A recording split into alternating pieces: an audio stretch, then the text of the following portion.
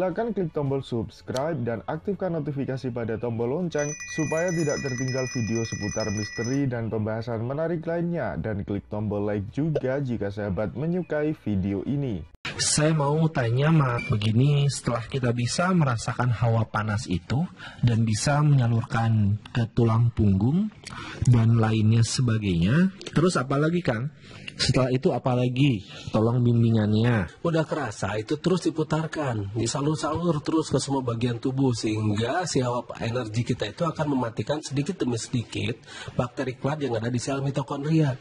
Nanti si hawa panasnya itu akan makin terasa, semakin kuat, dan itulah yang akan membuat kita menjadi menjadi punya kelebihan dari yang lain. Kelebihan itu bisa macam-macam karena tiap subjek itu memiliki khas yang berbeda, ciri khas yang berbeda.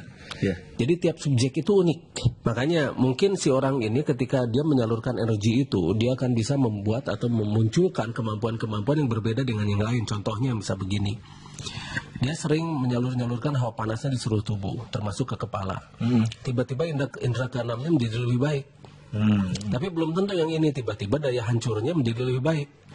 Belum tentu juga yang ini tiba-tiba ilmu meringankan tubuhnya menjadi lebih bagus. Mungkin karena disalurkan yang satu bisa mematahkan benda keras gitu ya. Iya. Yang satu lagi ke ininya ke yang namanya pola berpikirnya jadi jauh lebih bagus. Jadi lebih sabar, bijaksana gitu. Bukan hanya itu. Banyak kan? Bukan hanya itu. Jadi kemampuan untuk memecahkan masalahnya jauh lebih hebat. Misalnya dia tadinya tidak pernah bisa memecahkan rumus A. Setelah dia sering-sering nyalur hawa panas ke kepala, tiba-tiba dia bisa, begitu kan? Memecahkan ini, sehingga menjadi satu rumus baru, begitu dan sebagainya. Rumus itu tadi ditolak sama gurunya. Karena janggal. Tapi efektif.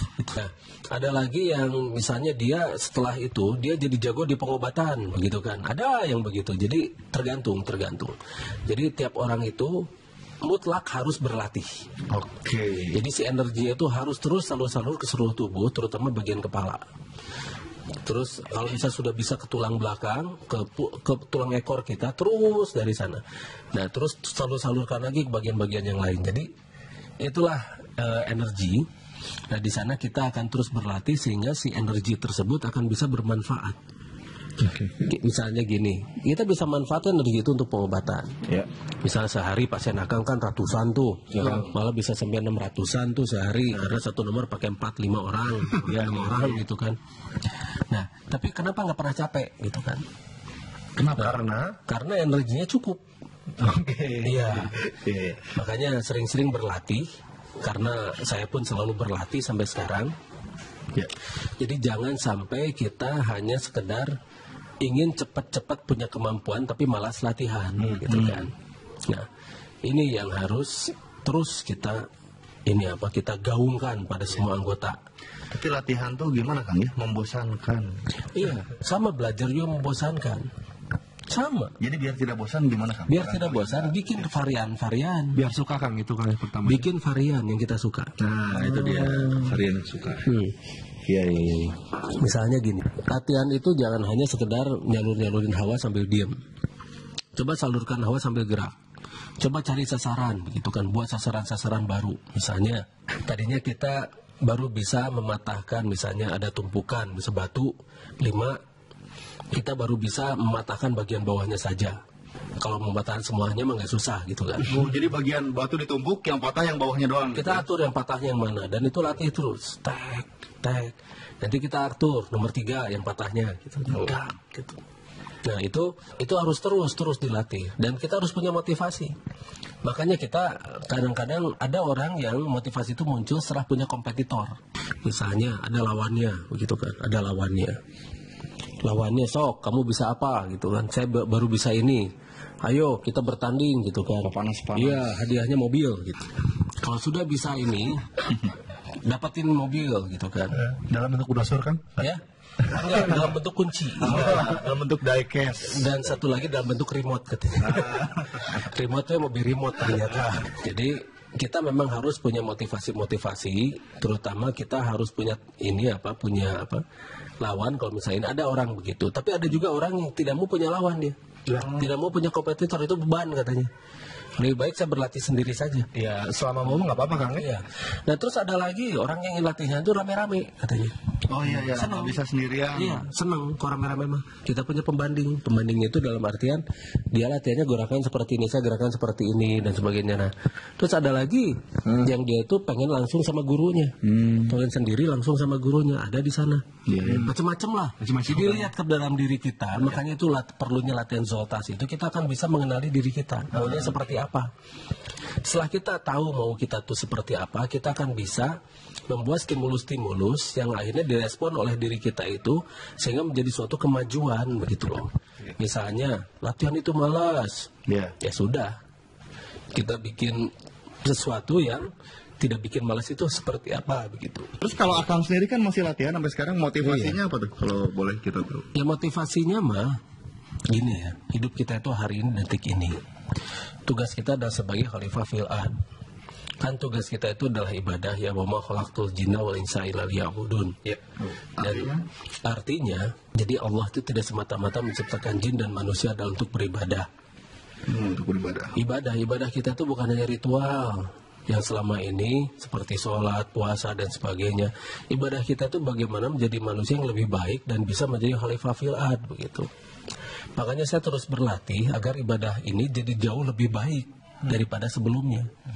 Dan kita akan terus membuat ibadah kita itu jauh lebih baik lagi, lebih baik lagi, lebih baik lagi, lebih baik Jadi lagi. dengan Gitu, energi terpelihara jadi manfaat buat banyak itu Kang. Iya. Oke, semuanya gitu ya. Sering-sering salur energi ke kepala itu bisa membuat akselerasi otak kita menjadi lebih baik. Oke. Dan kita memikirkan yang namanya temuan-temuan itu, memikirkan yang namanya teknologi baru itu nggak susah, begitu. Ya. Makanya kenapa kadang-kadang saya jadi musisi, kadang-kadang saya jadi penyanyi, kadang-kadang saya jadi teknokrat, kadang-kadang saya jadi guru silat, kadang-kadang saya jadi apapun lah gitu ya. yang saya mau gitu kan, jadi sutradara dan sebagainya. Apapun yang saya mau itu bisa karena sel-sel otak kita itu bisa diaktifkan begitu. Makanya jangan heran kalau misalnya ketemu saya di komunitas macam-macam, bisa bikin novel dan sebagainya. Makanya kita bisa masuk kemana-mana, kita bisa blending. Nah itulah khalifah fil ard. Kita harus bisa masuk kemana-mana. Kita harus bisa berbahasa kaum. Berbahasa kaum tuh bukan bisa masuk ke Perancis pakai bahasa Perancis, bukan hanya begitu saja, begitu. Tapi kita berbahasa kaum tuh bahasa yang dimengerti oleh kaumnya. Ada lawan bicara kita gitu. Iya, percuma kita bicara dengan orang Perancis. Kita berbahasa Perancis, tapi apa yang kita bicarakan itu tidak dimengerti oleh kaum itu ya percuma juga. Iya. Oke. Kan saya mau tanya, bagaimana caranya supaya anak 1 tahun bisa berani ditinggal tidak nangis? Kalau kata Sunda nama henteu piindungan dan tidak rewasan. Mohon. Sebetulnya begini ya, anak-anak mah memang wajar dan normal dia menangis kalau ditinggalkan karena dia masih butuh rasa aman. Oke. Nah masalahnya rata-rata orang tua juga punya kesibukan kan ya. Nah itu kan. Nah bagaimana caranya? Jadi ini dia, selama si anak itu selalu itu bersama dengan ibunya, dengan bapaknya dan sebagainya, dia memang akan sulit. Kecuali kalau anak yang terlalu sering dititip-titipkan ya. Iya. Anak yang dititipkan, misalnya kita sibuk titipan ke neneknya, titipkan ke bibinya, titipkan ke siapa. Anak sudah terbiasa dan orang lain itu tidak akan banyak ngadat. Oh, berarti strateginya gitu aja Kang. Kalau buat tadi teteh. Memang sih, tapi iya, itu enak ke orang tua, tapi tidak enak ke anaknya. Nanti si anaknya itu justru lebih menghargai orang lain daripada orang tuanya. Yang lebih banyak dekat itu Kang. Iya. Oke. Jadi nanti ada orang tuanya cuek, yang dia cari bibinya. Nah, tapi orang tuanya nggak mau digituin kan? Ya. Gimana Kang solusinya? Nah itu dia. Jadi solusinya kita harus kesibukan kitanya. Oke. Kita harus buat kesibukan-kesibukan kita yang bisa bersama dengan anak. Ya kayak misalnya Akang lah. Bersinergi gitu Kang ya? Iya, jadi gini Akang misalnya gitu Siap. ya. Gimana Kang? Jadi saya bawa gitu. Mereka saya ini itu nggak pernah saya tinggal. Kemana-mana saya bawa. Makanya jadi aman. mereka terperhatikan terus. Makanya kita yang harus pandai-pandai memodifikasi yang namanya pencarian nafkah ini gitu. Oke. Jadi kitanya harus kreatif. Itu kata kunci modifikasi. Iya. Modifikasi itu kan ya. Modifikasi pencarian nafkah. Jadi kitanya yang harus kreatif. Jangan sampai kita mengikuti pola-pola orang lain sehingga mengorbankan anak begitu. Iya, iya. Anak ditinggal. Iya, anak-anak jadi ditinggal. Jadi kalau bisa mah anak mah jangan ditinggal. Kita harus modif. Karena anak adalah tanggung jawab. Wa'lamu anama amwalukum, harta dan anak itu adalah ujian. Tapi nggak ribet dan mengganggu aktivitas gitu kan? Dibawa anak dan istri. Makanya aktivitasnya seperti apa gitu kan. bisa cerai. Makanya saya bisa gitu kan. Kemana-mana anak saya bawa gitu kan. Ya. Jadi kita harus pandai-pandai memodifikasi pencarian nafkah kita gitu kan. Jadi kalau bisa anak itu kita bawa kemana-mana. Makanya kenapa anak kakak tuh selalu dibawa kemana-mana, nggak pernah ditinggal. Anak istri itu nggak pernah ditinggal, selalu dibawa kemana-mana. Silakan klik tombol subscribe dan aktifkan notifikasi pada tombol lonceng supaya tidak tertinggal video seputar misteri dan pembahasan menarik lainnya. Dan klik tombol like juga jika sahabat menyukai video ini.